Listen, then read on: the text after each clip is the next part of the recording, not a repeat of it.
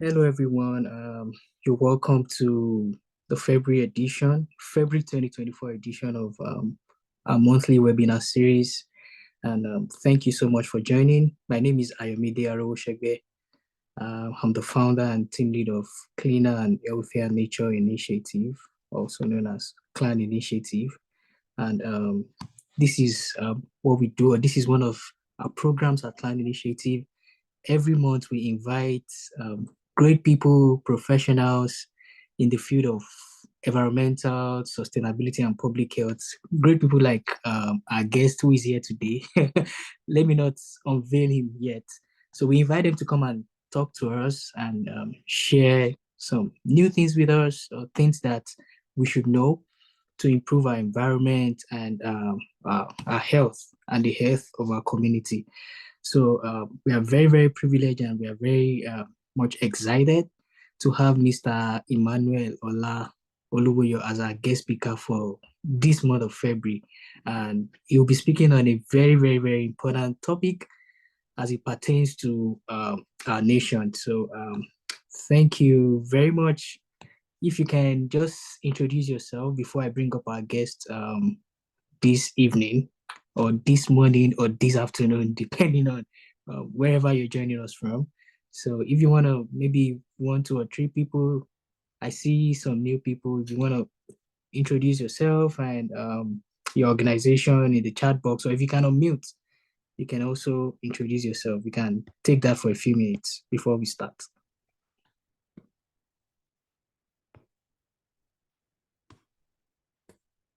Alice, do you want to introduce yourself? um, Tosin, you want to tell us where you're joining us from?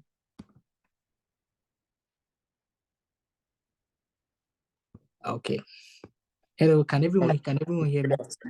Okay, all right.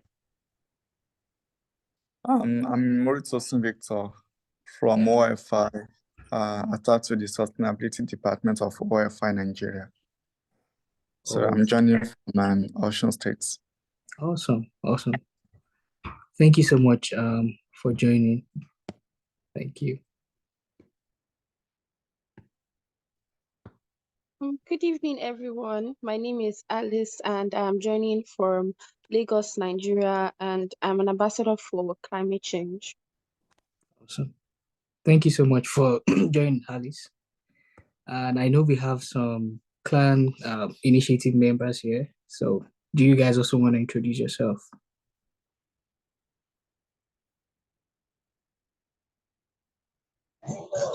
Good evening, everyone. I'm Temitope Onifade from Clan Initiative. I'm joining from Lagos, Nigeria. Awesome. Thank you, Temitope. Hi, good evening, everyone. My name is Olayinka Sodiq, member of Cleaner and Nature Nigeria Initiative. I'm joining from Ibadan, Oyo State, Nigeria, Awesome. Africa. Awesome. Thank you so much. Yeah. Well, I am joining from Indiana, United States of America. So it's still like very morning and very fresh here, but happy to do this always. Happy to learn something new. Okay, we'll take a couple more, like 1 or 2, then we start.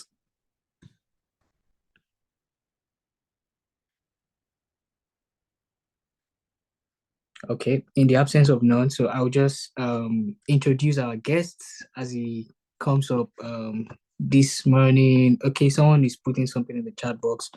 My name is Obakemi, joining from Ibadan, Oyo. I'm a member of Clan Initiative. Thank you, Obakemi. So the topic we have before us today is strategies for promoting a clean and sustainable environment in Nigeria. Strategies for promoting a clean and sustainable environment in Nigeria. I know maybe one of the nicknames, or maybe the only alias that Mr. Emmanuel has is the SDG Catalyst. So we are very privileged to have the SDG Catalyst here on our February webinar, and I would roll it over to Mr. Emmanuel Olaoluwoyo to start and speak to us today. Thank you so much.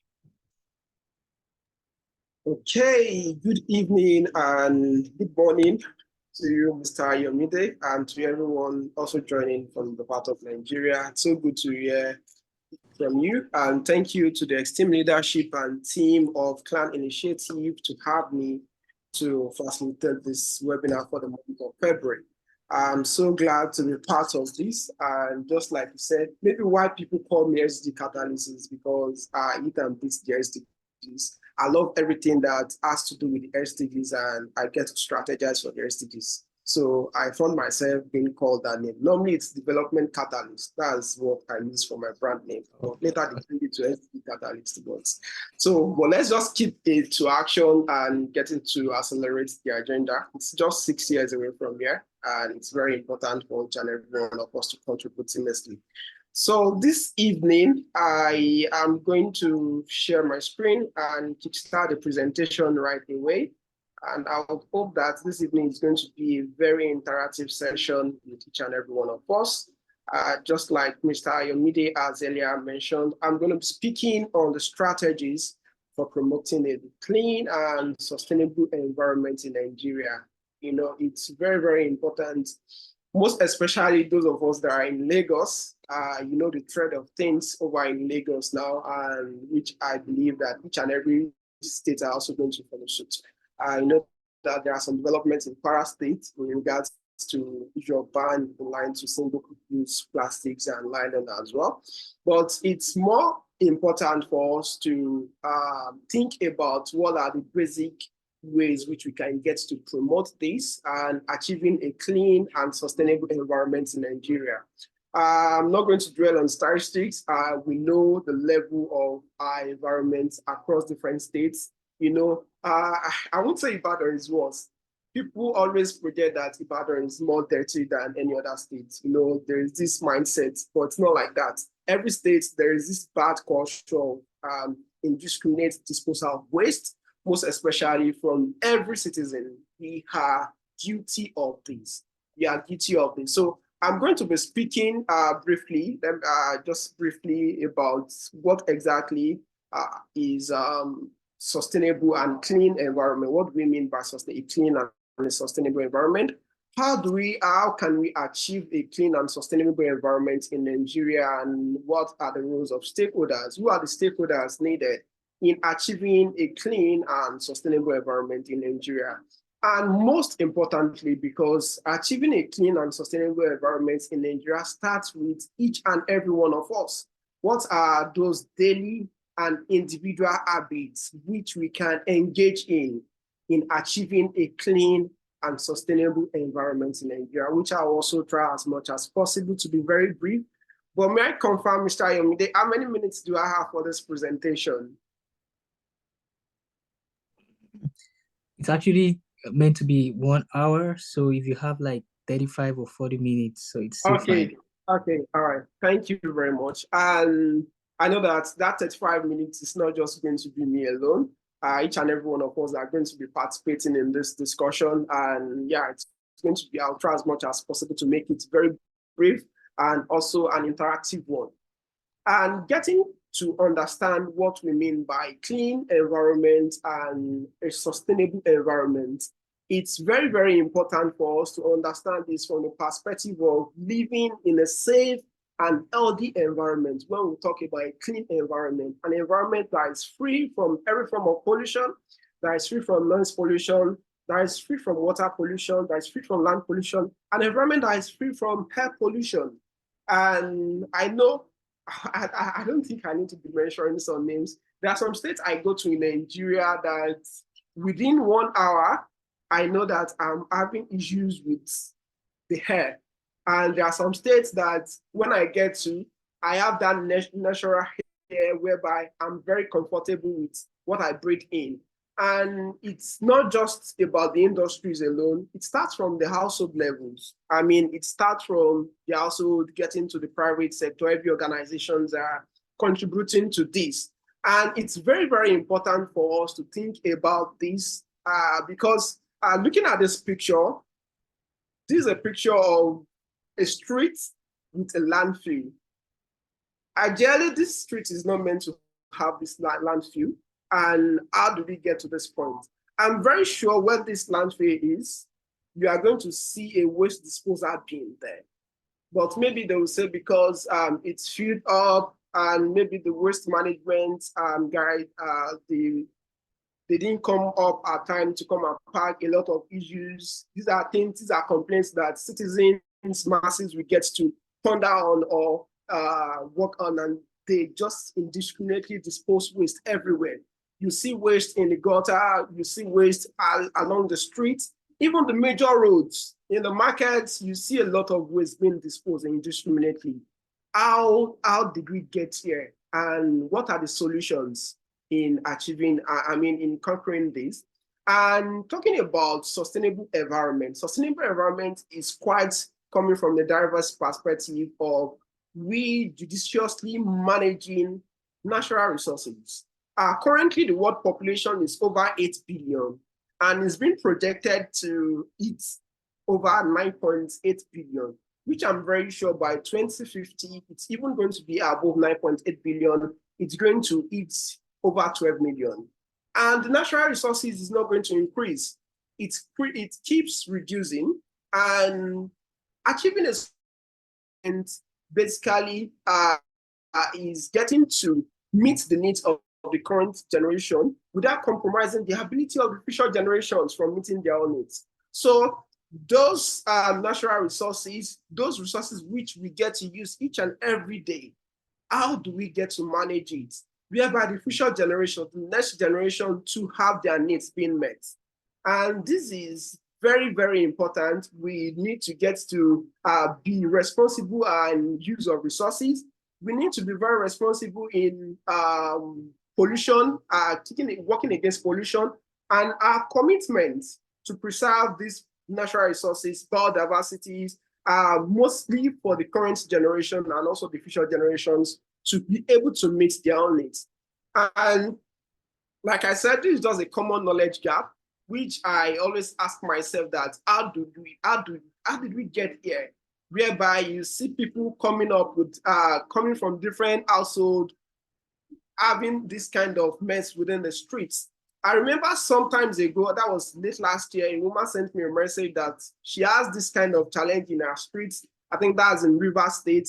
And what she did is she single-handedly worked on that project, and they took off all these stuff away from that street and to the right place.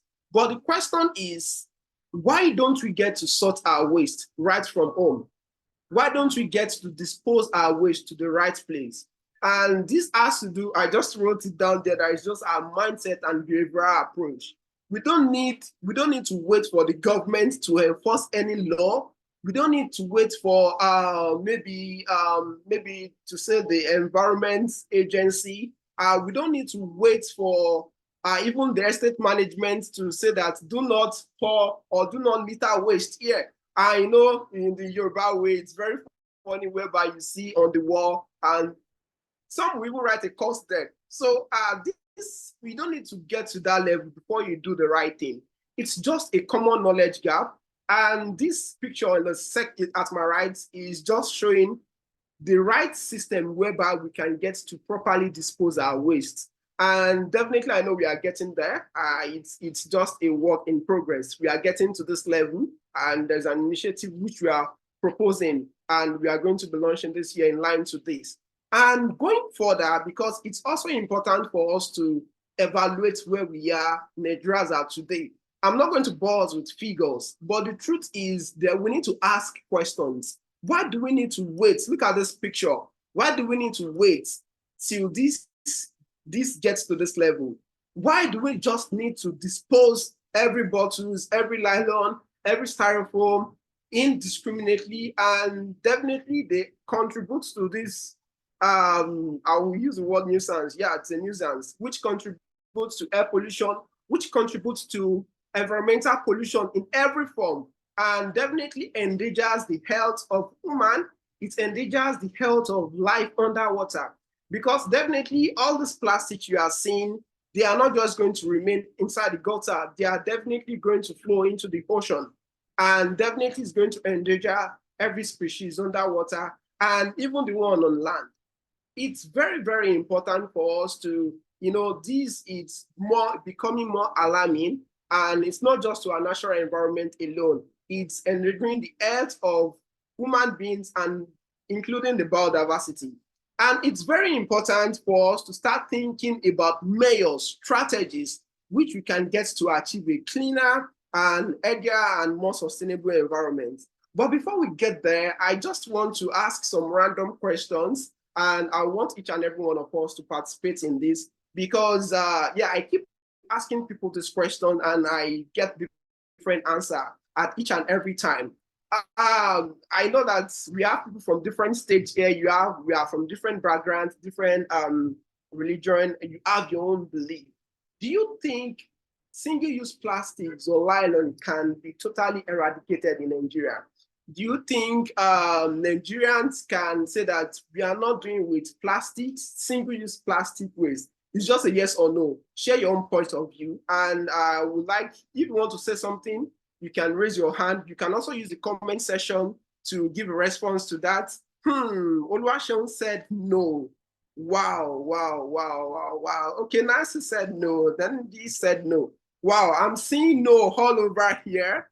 And I feel it's very important we also hear their view. Why are you saying no? Why is it no? Why can't we just do away from single-use plastics? And yeah, there are countries that are achieving that, have achieved that.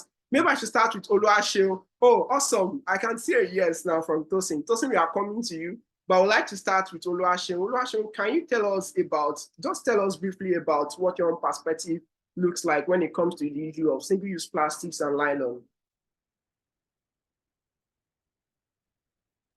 Good evening, everyone. Sorry, I'm in a noisy place, but I'll quickly speak. That's fine. So regarding single-use plastics, I'm always of the opinion that it's not plastic that is the issue. It's not plastic usage.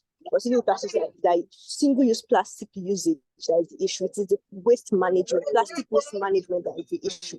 So trying to say that can it be eradicated totally? I don't think so, because majorly all of our domestic, maybe kitchen equipment or something are made from plastic. So I'm just trying to point out that we should not focus on eradicating it. To me, I think we should focus on managing when we want to dispose the waste, the plastic. That's my take. Thank you. Also, we should focus on managing how we dispose. All right, that's a very good perspective. And maybe I should call on Nasi before we have Tosin. Nasi, do you want to share anything in line to that, or you have a similar thoughts?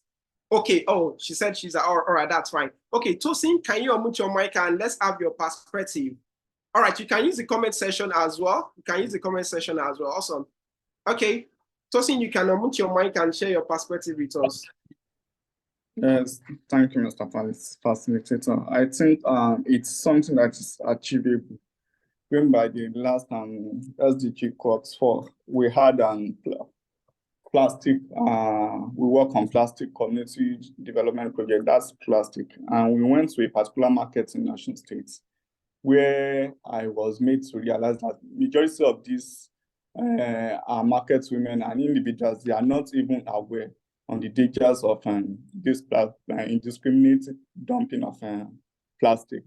So we embarked on that sensitization and they were able to know the danger, the effects. So they were providing solution that was the way out. We told them there is a way in your house, have a waste bin for it. Then we gave them the contact of a particular vendor who is coming to procure it and actually give them some penny. So with this, I believe that if our society is well informed, then there is hope that this can be eradicated in the country. Wow, that's awesome. That's awesome. I'm glad to hear that. And kudos to you and your team. If our society is well informed, and I can pick one of the words from Nasi, where she's mentioned limited awareness about the environmental impact. And Tosin said these market women do not know the effects, the side effect of these plastics. And many people don't even know that it still have another life. Let me use it in that way. People do not know that this has another life. But definitely we have different approach to this. But the question is, how did we get here? Because I remember when I was very young, I think there was a picture on my slide before, but maybe I think I've moved it up, showing the pictures of Coca-Cola and those days whereby we have Mirinda. There is not even Coca-Cola. We don't have all these PET bottles. It's the regular, the glass bottles. You are going to buy, that's what you are going to consume, and return to the retailer or the wholesaler. And funny enough, if you mistakenly misplace one of those bottles, you are definitely going to pay for it because the retailer needs to return it to the company. So there is a lot of approach. I mean, a lot of things has happened within this very last decade or the last 2 decades, which we have to review. I know there is different perspective to that. I don't want us to dwell too much on that. And okay, thank you for your comments. Thank you for your views. And these are a very profound one. And the second random thought, which I also want to engage each and every one of us on, has to do with engagement. Because when we talk about clean and sustainable environments in Nigeria, who do you think is who's most concerned, who has the major role in realizing a clean and sustainable environment? This time around, you just have one major stakeholder as to who's responsible. So is it the government? Is it the private sector or companies? Is it the CSO or NGO? Or is it the households? Who has the major role? Who has a major role to play when it comes to realizing a clean and sustainable environment? And I think we'll just take 2 comments from that. I can see Oluwaseun said government. Oh, awesome. Okay, I want to see more comments. Okay, government, then the household. Thank you, Oluwaseun. Governments have a significant role to play. That's from Olua Idris. Then Tosin said household. Okay, I want to see more comments. Can we have more comments, please? Before we move on, I just want to check. Sorry. Okay.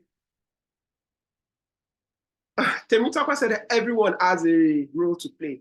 Okay, without taking much of our time, I know definitely we have our view, but I'm going to take 1 or 2. Maybe I should take from Idris. I know that I took a view from Oluwaseun the other time. I would like to take from Idris. Idris, can you unmute your mic and share with us? Why do you think it's the government that has the significant role to play in achieving a clean and sustainable environment in Nigeria? Idris, can you unmute your mic and share with us briefly? Okay, I hope. Hello, good evening, everyone. Can you all hear me? Yes, we can hear you. Okay, sorry, I'm actually outside currently in Copenhagen. Luckily, this what you are presenting happens to be my research area. I'm currently working on implementing circular economy in this environment, and based on my initial study, I discovered enabling policy have a significant role to play. For any policy, for any changes to occur, government has to put down a policy for people to follow. If there is no any policy, there is no way people will key into the system. So that is just my little take. I hope you can. I'm actually in where it's outside. I don't know if you can. Yeah. Sorry, you are from which country? Can you confirm the country you are from? I'm from Nigeria, but I'm currently in Denmark. Okay, all right. That sounds great. And I'm going to share one or two information with you. You mentioned that for any policy, government has a major role to play regarding that. Okay, and Nancy said household. Okay, I'll just move on because these are totally from different perspectives. Okay, let me read Nancy's because she has another perspective entirely. Nancy said every family can help keep the environment clean and healthy by the things they do every day at home. For example, turning off lights and taps when not needed saves energy and water. And also, instead of throwing away things, we can recycle them so they can be used again. And instead of tossing food scraps in the trash, we can compost them to make nutrient-rich soil for our plants. Yeah, thank you for this very profound contribution, Nasi. And like she said, she mentioned the aspect of recycling. And also part of my presentation this evening, I'm going to be sharing more information because we talk about the 10 hours of circular economy. And I'm also glad that Idris has a research work in line to circular economy. We have the 10 hours of circular economy, but people talk mostly on the 3 hours. Even before you talk about recycling, you have to think about there are some 4 which are the very first major one before you get to recycling. So I'm going to suspend that for now and move on to this discourse. It's very profound and very paramount that each and everyone has a role to play. The government has a role to play, the private sector has a role to play, the academy has a role to play, the CSO and NGO has a role to play, then the household has a role to play. Each and every one of us has a role to play. And because it also starts from us, we are the one electing, right? And it's mostly important that we get, when we've even elected them, how do we get to challenge? How do we get to follow up to ensure that they are doing all of these things? And talking about the government, yeah, the government has a major role to play when it comes to regulation, enforcement, when it comes to a lot of policies. And in Nigeria, I know that we have a lot of policies, I would say policy instability, and I won't use the word for myself now, because in Nigeria, we have a lot of policy inconsistency, and we also have a lot of acts and regulation. If you check the 1999 Constitution, the amended version, that should be section 20 and section 21. There are some regulations in line to environmental regulations, which has to do with the issue of indiscriminate disposal of waste, and which has penalty. I think it's even 10 years imprisonment. And the question is, do we enforce this? And when it comes to the aspect of infrastructure, I like to challenge the government a lot, but I also don't like to criticize the government because we have more role to play as stakeholders from different organizations which we belong to. Yeah, we know that the government has a good role to play. Then the other one, which are also very important, is the private sector. Yeah, you know, there was sometimes, I think that was towards COP28 when they were talking about greenwashing, organization sponsoring COP28, and people were criticizing that why did they have to sponsor when they are the one that are even contributing the most? Yeah, they have their own roles to play, definitely, because they need to adopt these practices. They need to, yeah, now you see a lot of banks, you see a lot of private organizations that are having their sustainability practices, CSR practices. You see some of them, they have their tree planting initiative yearly. And I want to say this, if you belong to any organization and you don't have any CSR initiative that you've engaged on in the last 1 year, please go back to your management team and work on one, because that's one of the ways which you can also get to contribute to this. It's very, very important. And innovation and research is another key area, because when we talk about sustainable use of resources, when we talk about environmental conservation, innovation and research are things which we can make use of to achieve this, this goal. And moving on, I will talk about the CSO, I will talk about the NGO. Great work that the CLIAN initiative is doing. We are all on this call and we are discussing and addressing the issues of environmental health, environmental sustainability. And these are little things that matters. Imagine if every organization, I know we have over 5,000 NGOs in Nigeria as we speak. Imagine each and every NGOs are very concerned about our environment. Yeah, we only have one health. We need to protect it. We have to engage in campaigns. We have to engage in sensitization. And most importantly, we also have to ensure that the government and businesses are held accountable for their actions. Like I earlier said, it's very, very important. And we also have to engage our communities. We have to engage our communities as CSOs, as NGOs, maybe you're a volunteer in an organization. You have to do all of this. And you as a person, though I'm going to dwell more on that, I'm going to share more information on that based on individual roles, which we can do each and every day to contribute to achieving a clean and sustainable environment in Nigeria. And lastly, when it comes to the issue of household, I so much love the perspective of Nancy the other time when she mentioned the aspect of we getting to reduce the amount of waste which we generate. And another thing is, do we even sort our waste from home? Yeah, there are a lot of materials which we call waste that are meant to be wealth. They are not meant to be waste. There are things which you can get to reuse. There are things which you can get to repurpose. There are things which you can get to recycle. And it's going to give you another life. It's going to give you another, okay, I saw a video on one of the Labra stakeholders LinkedIn post showing Wole Arole picking bottles, and he was saying that, okay, I'm going to pick this bottle and I have an organization that I'm giving it to and they're going to give me so amount. Truly, this happens in developed countries, and there are things that we also need to look forward to, most especially from the angle of private organizations and NGOs and CSO. Talking about the household, it's very important we need to cut down the level of our waste generation. And when it comes to food waste, there are a lot of things we do when it comes to food waste, which we can get to turn to compost. And you can start your own garden from there.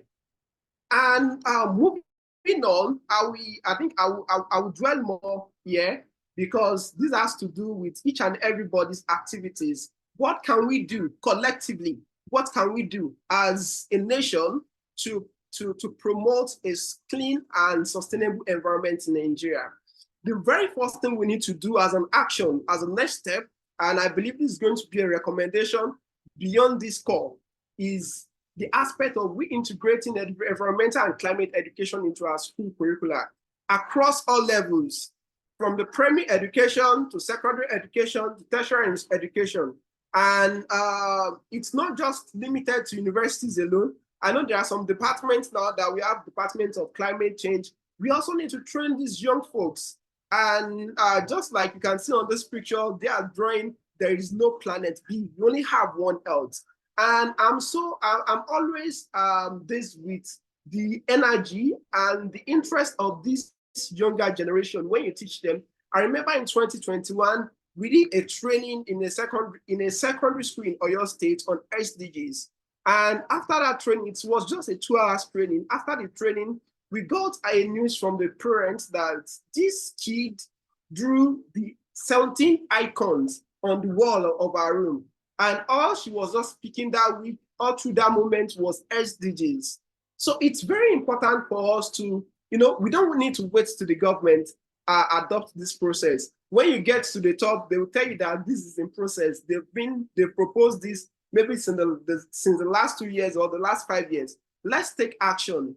Imagine if we have 100 schools in Lagos State, and maybe Clan Initiative or maybe people on Discord, the 14 of us on Discord, singularly said that, okay, I'm going to pick like 5 schools this year and see how I can train them on environmental education. And when you write to the school, they are not going to reject you. They will definitely accept you. They want you to come and train them. The teachers are even ready to learn. I remember in 2021, when we started training schools on circular economy, one of the teachers challenged me that, come, we can't be training our students alone, because if we train our students alone, who will train the other ones that will still come when you are not here? Then I told my team that I think we need to start training. We need to organize a training for the teachers. That was how we launched the Teach for SDGs program, which now we've been able to train over 3,000 teachers across different African countries. And we are still doing more. We have target to do more. So each and every one of us has a role to play in this. And most importantly, we also need to make use of the media platforms. Just like I said, when I refer to the Wole Arole role, we need to use every platform as much as possible. Every TV station, radio stations, daily news, we need to communicate this, the importance of these sustainable living practices. And talking about waste management and recycling, it's an effective thing which we need to also do. And I think we've spoken about policy review and implementation. We have a lot of policy. Even NESRA, I was studying one of their regulation. I think I can even read it here. One of their regulation has to do with people getting to dispose waste. That's the National Environmental Sanitation and Waste Control Regulations, which I'm reading now. I said no person is to discard, throw, or drop any litter or any similar refuse anywhere except in designated litter bins. No owner, operator, occupant, or person in care, management, of control of premises is allowed the release of litter into the environment. The third one says no occupants or passengers of any vehicle is to throw or drop any litter onto the streets, road, highways, public spaces, or other undesignated places. I know many of us is going to laugh to this, and this is a very funny one, because in a lot of way we are, we've actually broken the rule. Yeah, we are all victims of this. I remember there was a time in Lagos some years ago, whereby when people are traveling to Lagos, you see the drivers, they'll keep running their passengers. Please, don't put me into trouble. Don't throw any bottles. Don't just throw it inside the bus or throw it inside the car. Now you see a lot of people driving. That thing is so annoying when you just see them and they wind down, they throw these bottles, they throw this nylon, they throw this food waste. What stops you to keep this, and when you get home or when you get to your location, and dispose it properly? So it's very, very important. It's very, very important, whereby we need to deliberately enforce all these laws and deliberately ensure that we hold every individual, every business is accountable for their violations. And also talking about reducing our single-use products, there are lots of alternative products which we can make use of. Talk about styrofoams, there are a lot of alternative products which you can make use of. Talk about these plastic bottles, talk about paper, talk about nylon. What stops you from having your carrier bag when you are going to the market? There's nothing stopping you. And we also talk about sustainable agriculture, renewable energy, forest and biodiversity conservation. I remember someone was referring to the issue of water, water usage the other time. I think that's another key area which I really want to address in this discussion. I have a few more minutes to go. I know my time is fast spent. Talking about our daily individual habits in achieving a clean and sustainable environment. The very first one has to do with reducing our single-use plastics and products. So when you talk, I remember last year we wanted to do an event, that's the Conference of Youth on Environment and Climate. And I told my team, I said, come, we are going to have this event, and I don't want to see a single plastic. They asked me that, how are we going to achieve that? A conference that you are going to have different people coming from different places. And I said, yes, we are going to achieve that. So what we did was to get water dispensers, as many as possible, and we position it at different ends. So if you want to take water, just go with just pick a cup and take your water there and go back to your seat. It's simple as that. Than you saying that, okay, we are having different plastic waste being generated from here. And even as part of the packages for the event, which we gave out, some people are reusable water bottles, because we believe that when you are going to work, when you want to have your workout, these are things you can own, not necessarily this single-use plastic waste. And most importantly, we need to practice waste reduction and waste sorting. I always say that waste do not need to get to the landfill. Those things that they charge you for, waste management charge you for maybe 5,000 per month, you can get. There was a time I told my co-occupants in my office then that, do you know that I don't generate any waste in this office? Maybe except the time when they sweep and sand and all. You will not see a plastic waste, you will not see a paper waste, because I try as much as possible to use the electronic mode of generating receipts, and just try as much as possible to avoid waste. And going to the third one, which has to do with conserving water and conserving energy. I know that right away, there are some of us that our phone are plugged, and it's been plugged and it's on 100%. Our laptop is plugged and it's 100%. Even the day is still bright and your light has been on since morning. Yeah, truly, you are the one paying for your energy bills. But these are things which you can get to conserve. You can get to conserve. In developed countries, most especially for those who have solar, whereby you have excess generated amount of energy, they get to pay you for this as well. You get incentives for this. And talking about conserving water, I know many of us have violated this a lot of time. When you want to wash, when you want to brush, when you want to have a bath. There was this project we did last year, and we're also going to do in April this year. It's called Eco 30 Sustainable Living Challenge. And the 30 days, there are different activities which you are to do. And one of the rules for conserving water is to have a day whereby you are going to keep to the 4-minute rule of shower. And what you do is to have a music, to play a music on your phone that is no more than 4 minutes, and that's going to be your shower time. And a lot of people gave a positive remarks as regards that process.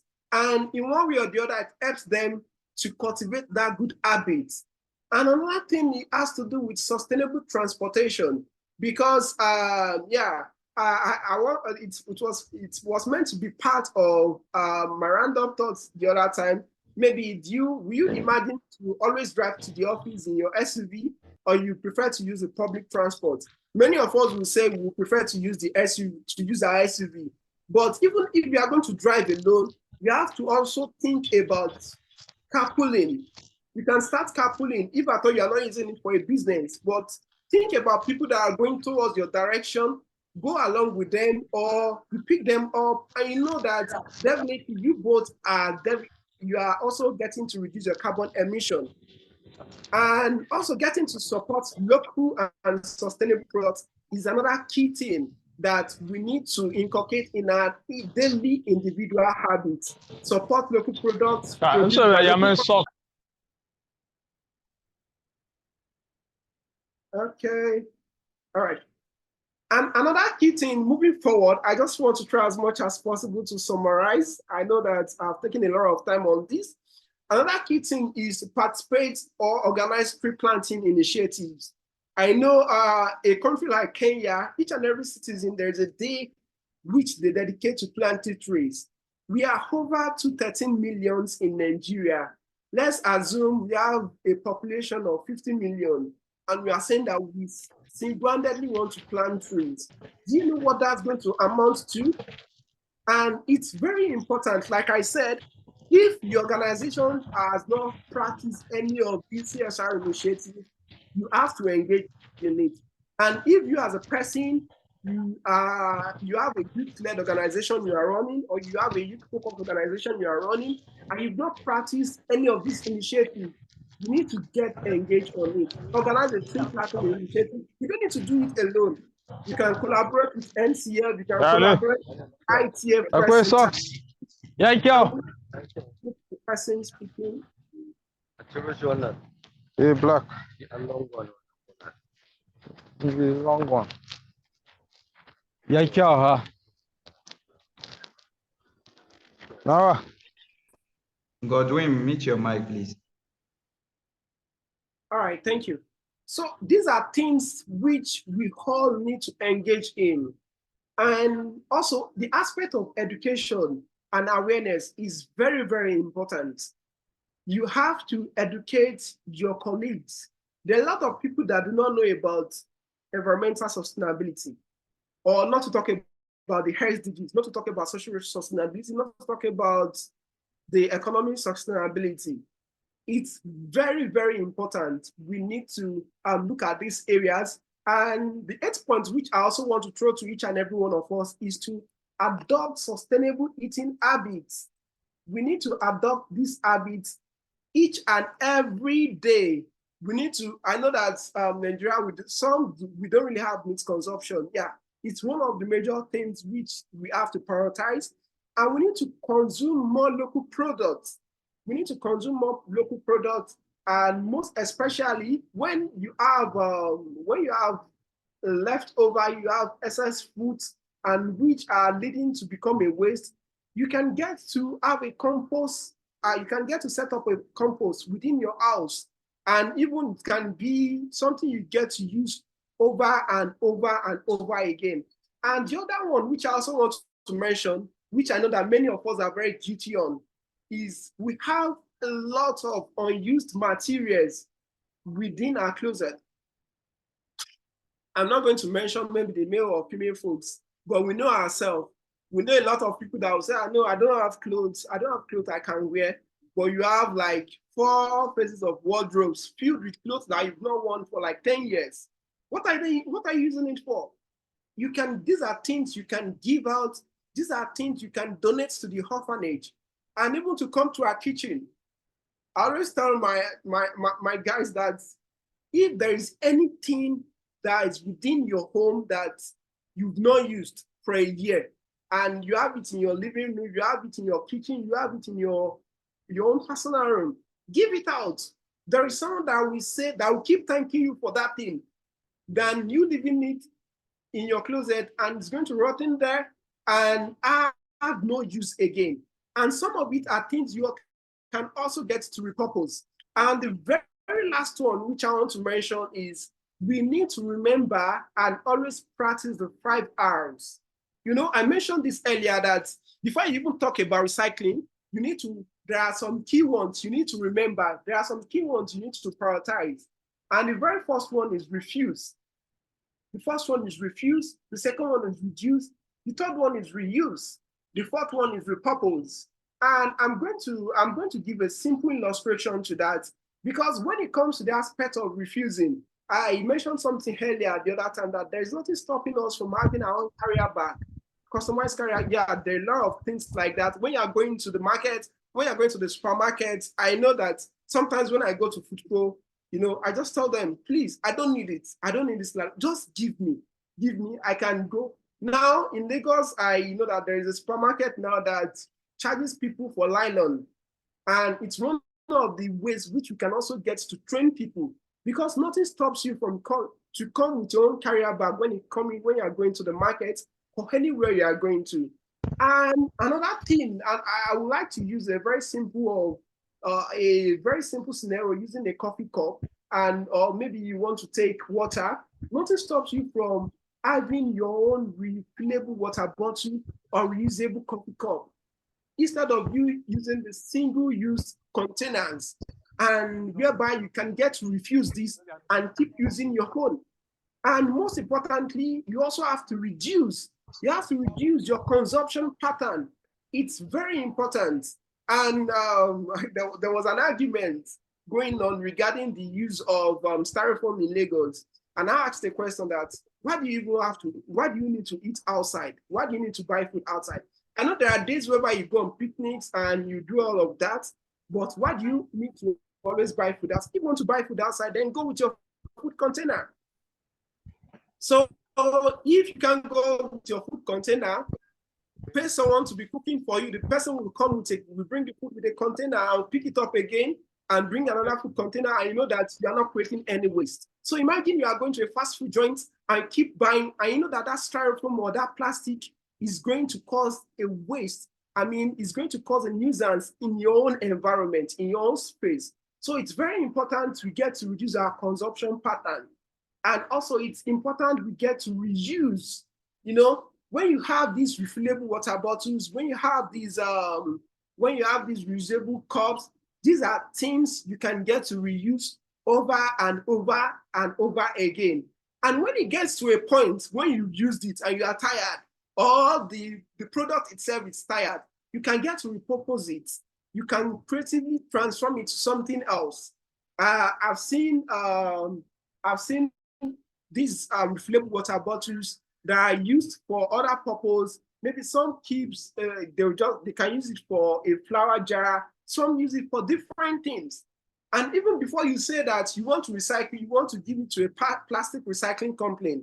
So, and now you talk about recycling, the process of you getting to convert this material into a new product entirely. Because you know that even during recycling, you are still going to emit some carbons, and which you are also going to generate. So sometimes when people talk about recycling, when they talk about circular economy, there are still violations within that system, because we still get to emit. And another thing which I also want to say as a last point, which I didn't write here, is get to measure your carbon footprint. And this, you can see there are a lot of online calculators which you can get to measure your carbon footprint. and you get to track areas whereby you need to cut down your own consumption pattern. And I believe with all of these, it's definitely going to positively impact our environment, positively impact our space, whereby we can have a clean and safe, an healthy environment. And most importantly, to conclude, I want to say that each and every one of us have a role to play. In achieving a clean, a green nation, we have a role to play. And it's high time for us to get into action and see how we can achieve this great and crucial cause. Thank you, Clean Initiative. Thank you for having me to share my insights and to discuss on this salient topic this evening. I think at this point, I can welcome some questions from each and every one, possible comments. Thank you all for listening. I sincerely appreciate it.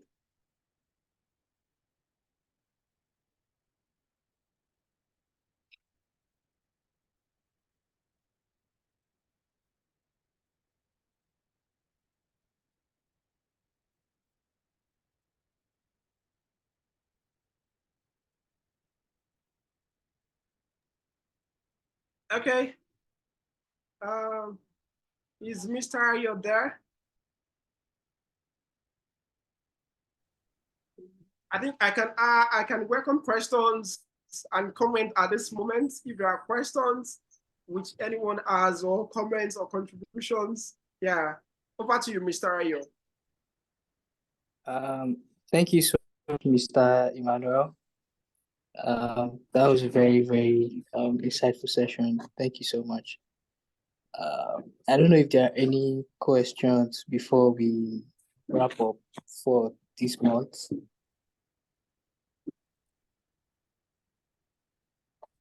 Any questions? Any questions, comments? Okay, we have 2 hands up. So Tosin, then Ayobami. All right.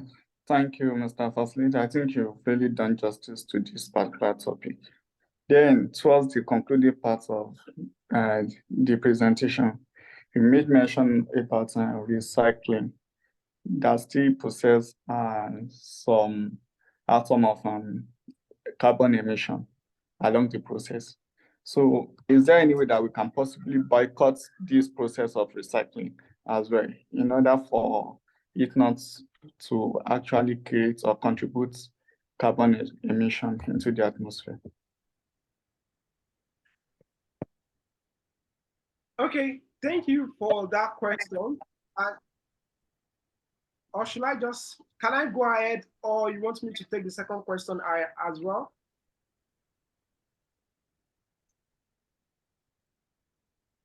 Yeah, maybe Ayobami can also ask his question, then you take the two together. All right.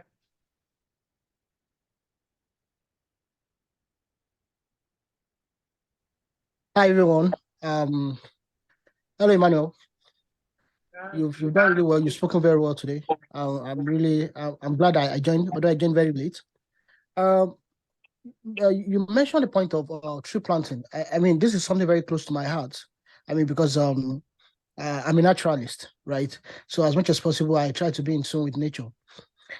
Then, but the major challenge with Nigeria, is not just about implementing some of these policies. It is the sustainability. I remember when I was in university, I think around 2009, 2010 or so, the Osun State governor then, he started a tree planting campaign, where almost every road in Osun State, there were trees. Even till now, you find out there are still remnants of it, from Ikire, going to Oshogbo, to Ife, wherever it is. As long as it's Osun State, you still find some remnant of those tree planting activities till now. And I also remember during the tenure of former Governor Fashola in Lagos State, there was the same scheme, tree planting and everywhere, where it was even said that if you cut the tree, you go to prison and all of that. But then the question is, how about now?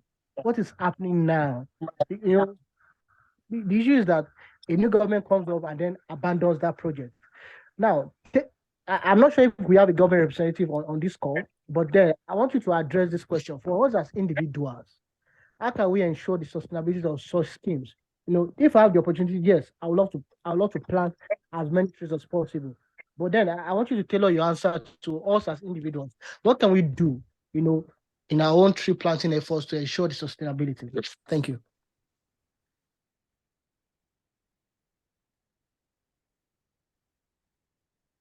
Okay. All right. Thank you for that question. I feel I would just like to start from the very last speaker in line to the aspect of tree planting. Thank you for your passion and the great work she's done, Ayobami. And I know that, just like you said, we have a lot of Southwestern governments that have practically worked on the aspect of tree planting. And, as an individual, I noticed something earlier that when it comes to projects like this, don't do it alone. Don't do it alone. Getting to work with right stakeholders helps to achieve this. And I know that we have bodies like NCF, we have bodies like ITA Forest Center. And talking about the aspect of sustainability, it's even sad that many people, there are some organizations that they plant tree and they don't have systems in place to check up on the growth of the trees. Now we have AI technologies that with your phone device, you can track and know the growth of a tree. We have some AI technologies, and there are organizations, there are people, there are youth-led innovations like that we have in Nigeria that one can get to engage with. In our organization, we are working towards a tree project this year, which is very massive, over thousands of trees, which we want to plant across some regions in Nigeria. And this, we've started the planning since last year, June. And we are still strategically working on the plans. And when we implement, we have our sustainability measures well spelled on track. And talking about the aspects of engaging governments, I know that there are some governments that, let me use the word leaders. There are some leaders that they have this good mindset, good exposure when it comes to green environment, green economy. I remember there is a governor recently that launched this green economy blueprint in his state, and we have some states like that. But when it comes, that's why I mentioned the issue of inconsistency in government policies and programs. And from our little way, things like this, I don't depend on governments. I don't look to the aspect of government. And truly, if you really want to achieve it, work with the right stakeholders within your environment. And you also have the right, to hold some of these agencies accountable. You can start with the Ministry of Environment in your state, most especially when you have issues of people cutting down trees, and maybe you can locate the right appropriate office there in your state. Yeah, these are things which you can engage on, and you can also engage the right stakeholders to get to work on a very good structure alongside your tree planting project. And like I said, in doing that, please don't work alone. The project might be very clear with you. Ensure you also have the right stakeholders on board. And to the aspect of boycotting carbon emission when it comes to the aspect of circular economy, I know it has different technical processes, but to a layman knowledge, like I earlier mentioned, before you even talk about circular economy, before you talk about recycling, there are some things you must have done. There are some things you must ensure before you say that you want to put this product forward to recycle.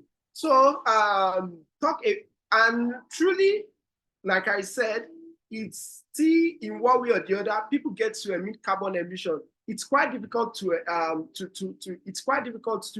avoid. However, you can also get to you can get to replace back. You can get to contribute back in the place of your own CSR. Take for example, Coca-Cola. They have a lot of projects now. We have all the PET bottles. They have initiatives whereby they are collecting back their plastics. They are collecting back their plastics, and they are trying to repurpose and to recycle it to that same product. And some just get products, and what they do is to upcycle, they don't recycle. So these are many things which you can get to do from your own level. But most importantly, even before you think about circular economy, you have to as an individual, you have to refuse, you have to reduce, you have to reuse, you have to repurpose before you have to start thinking about recycling a product. It's very, very important. It's only when a product tends to not to have another life, you can't use it again. That's when you can say that you want to recycle it to another new product entirely. So I feel that answers your question. And I don't know if I've been able to provide a good justice and responses to those questions.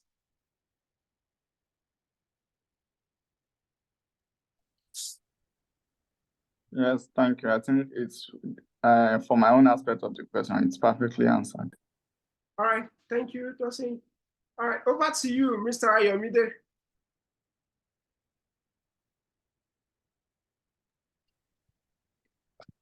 Okay, thank you so much, Mr. Emmanuel. I think in the absence of any other question, would wrap it up for this month. It's been very, very insightful, and we appreciate you, Mr. Emmanuel, for joining us and honoring our invite. We hope to see you again, maybe this year or next year, and we'll reach out to you for collaboration on projects and many other things. Thank you so much. Thank you everyone for joining this month's webinar. We'll be having another one next month. We do this every month, so watch out for our updates, for our flyer, for announcements, for the subsequent ones. So till next month again, we say have a wonderful evening, afternoon, or from wherever, depending on wherever you're joining us from. All right, thank you everyone. Thank you, Mr. Emmanuel. Bye. Thank you very much, Clan Initiative. Thank you, Mr. Ayomide. I look forward to a productive engagement with you this year as well. All right, thank you.